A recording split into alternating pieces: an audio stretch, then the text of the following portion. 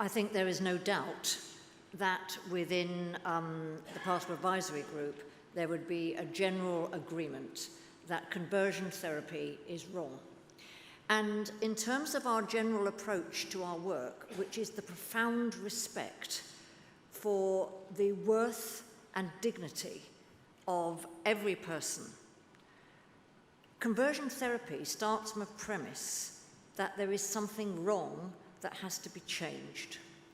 So that presumption cannot accord with our core value, that of the innate rightness of people in their essential identity. So although we haven't got minuted discussions on this particular topic, it is at the heart of everything that we're doing, which is about valuing, welcoming, respecting, and honouring each person as a child of God. Andrea Williams, Chichester 286. Just in response to that last comment, I am grateful that I'm a child of God, converted, and converted away from my sin to him, and that great conversion story that is in him, the great and beautiful and transformative power that turns me away from my sin. Please.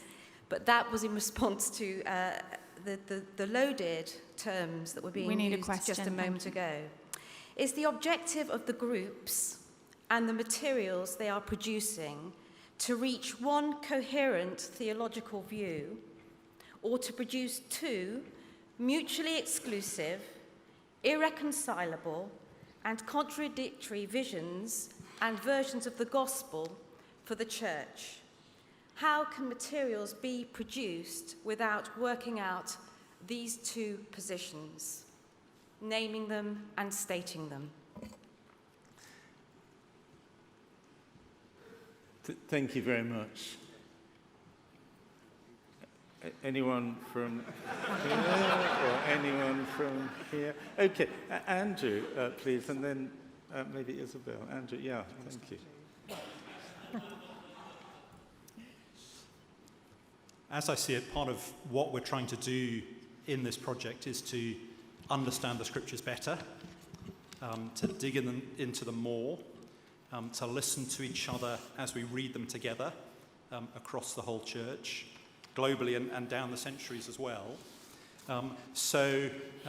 Yes, I hope that we're going to find a fuller and fuller understanding together, and that there will be something coherent that we can cohere around. We don't want a project, and I think Eva spoke about this in her introduction, where we basically have a menu of 100 different ways of thinking as an Anglican, and you can take your pick. That would lead to a sort of cacophony of chaotic voices.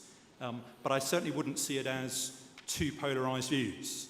There are multiple ways of looking at this question, which is why we need to listen to each other with great attentiveness to find where we can cohere. Thank you. Isabel, we've said all along Scripture is central to this task.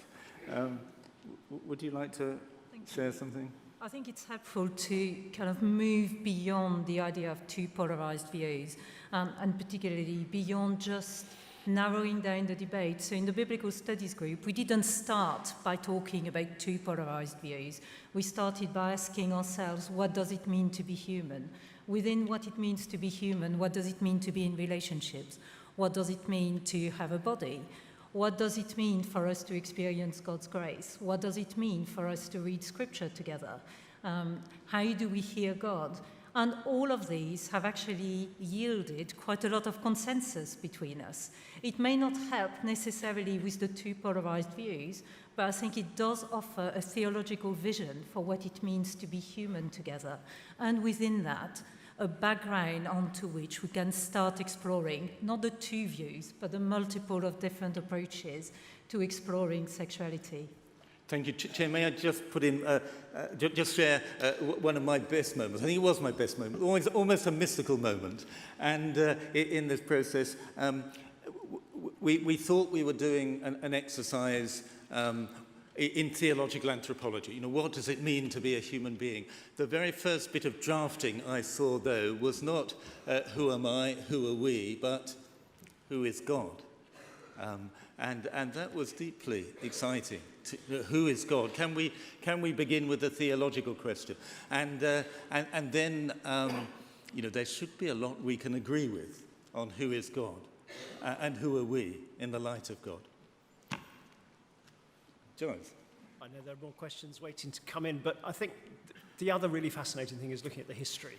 And particularly, I've been doing some work on the last kind of 200 years of the Church of England, and the way in which, we have lived with diversity in so many different ways. And we have, on some things we've changed, on some things we haven't, some things we've opened up, some things we've remained the same.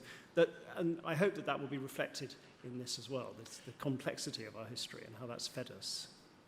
Chair, I don't want to overstep things, but we've got some of the sort of opening up here on the panel. Carry on.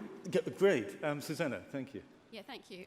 I'm so glad that the word transformative was used, because I think all of us within the process we're really committed to kind of saying, what does it mean to take tradition seriously, understand ourselves in some sense as inheritors of a tradition, but also to say, of course, tradition is not something static, it's dynamic.